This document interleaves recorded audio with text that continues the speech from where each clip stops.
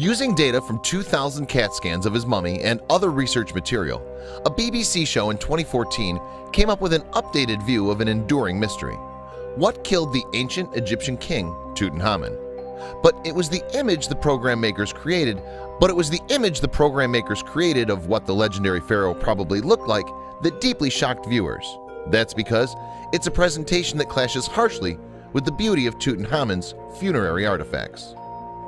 King Tutankhamun ruled some 34 centuries ago, from about 1332 BC to 1323 BC, during the period of ancient Egyptian history the academics call the New Kingdom. He came to the throne aged about 9 or 10 after the death of his father, Akhenaten. Tutankhamun's mother was most likely Akhenaten's sister or cousin. At that time, members of the Egyptian royal family normally married siblings or close relatives. Eminent French Egyptologist Marc Gabold believes that Tutankhamun's mother was Nefertiti, Akhenaten's cousin. In any case, the truth about exactly who Tutankhamun's mother was remains unsolved after 3,400 years. But we do know that Tutankhamun carried on the pharaonic tradition of sibling unions by marrying his own half-sister, Akhsenemum. The couple had 2 stillborn daughters whose mummified fetuses were probably buried with their father. Still, Tutankhamun was just a child when he ascended to the throne. We can only assume that there must have been influential figures who actually ran the affairs of state.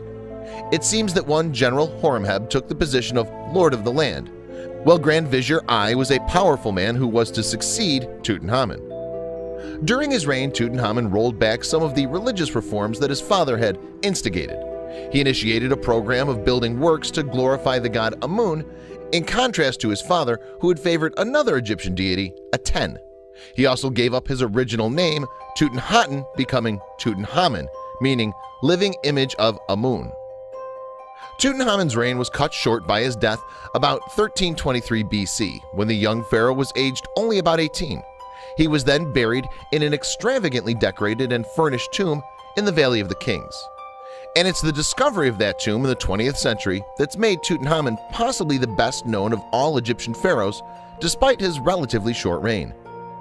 It was the British Egyptologist and archaeologist Howard Carter who discovered Tutankhamun's tomb in 1922, a tomb known to academics as the distinctly unglamorous KV62. Carter had been working in Egypt excavating ancient sites since 1891 when he was only 17. His discovery of Tutankhamun's tomb with its extravagantly lavish burial goods made him a household name. What was particularly outstanding about Tutankhamun's tomb was not that it was unusually lavish. In fact, by the standards of Egyptian royalty, it was relatively modest. But it had largely escaped the attention of looters over the centuries, so it was uniquely intact. And it was a last-gasp discovery for Carter since his sponsor, Lord Carnarvon, had become disillusioned with a lack of significant finds and had told Carter that this would be his last season of funding for excavation.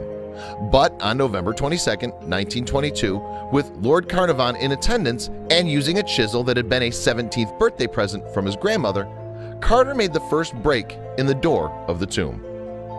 Once inside the tomb, the sheer opulence of Tutankhamun's last resting place soon became apparent to Carter, Carnarvon, and others. It was filled with extraordinary artifacts that were lying around in heaps. Presumably, they'd been disturbed by the 2 grave robberies that had happened probably not long after interment. Carter himself wrote about the experience of discovery. At first, I could see nothing, the hot air escaping from the chamber causing the candle flame to flicker. But presently, as my eyes grew accustomed to the light, details of the room within emerged slowly from the mist. Strange animals, statues, and gold, everywhere the glint of gold.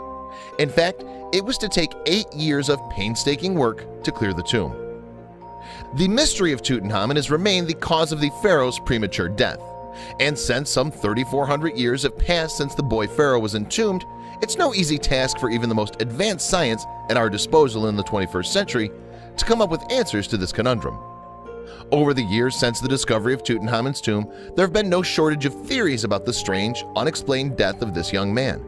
After all, you would expect that a king would enjoy the best care that could be offered in this era. So, what was it that killed him? Theories about the cause of his death have included murder, with Tutankhamun falling victim to political assassination. However, no compelling evidence has been uncovered to support this theory. More plausibly, it's been theorized by some that he might have died in an accident, perhaps a chariot crash. It's even been surmised that he might have been killed by an angry hippo. But a virtual autopsy carried out in 2014 by the BBC came up with a different answer. The post-mortem was carried out by analyzing some 2,000 CAT scans that had been taken of Tutankhamun's mummy in 2006. Added to this was evidence gained by analyzing DNA. A CAT scan showed that Tutankhamun had suffered a break in his leg. Subsequently, this fracture had become badly infected, an affliction that even royalty could not escape 3,400 years ago. And the researchers also discovered that Tutankhamun had a club foot. On top of that, Tutankhamun suffered some unpleasant diseases, as these scientists discovered from the DNA analysis. It turned out that he had contracted malaria. Furthermore, he was also the victim of Kohler disease, a painful and rare condition that affects the bones. The genetic evidence also backed up the idea that the young pharaoh's parents were siblings. Egyptologist Gail Gibson, a consultant on the BBC program, told History.com, "We have to give up the idea that he was a healthy young prince riding across the desert in his chariot, or that he was killed at war and killed by an enemy. What we're looking at is a young man who was not in good health and had a pretty sad life in a lot of respects." So did Tutankhamun die from a mixture of infirmities and diseases? His health fatally compromised by the habitual inbreeding of his royal ancestors? Some scientists are unconvinced. Egyptologist Bob Breyer of Long Island University, New York, is one skeptic. It's a very difficult thing to get DNA out of ancient bodies.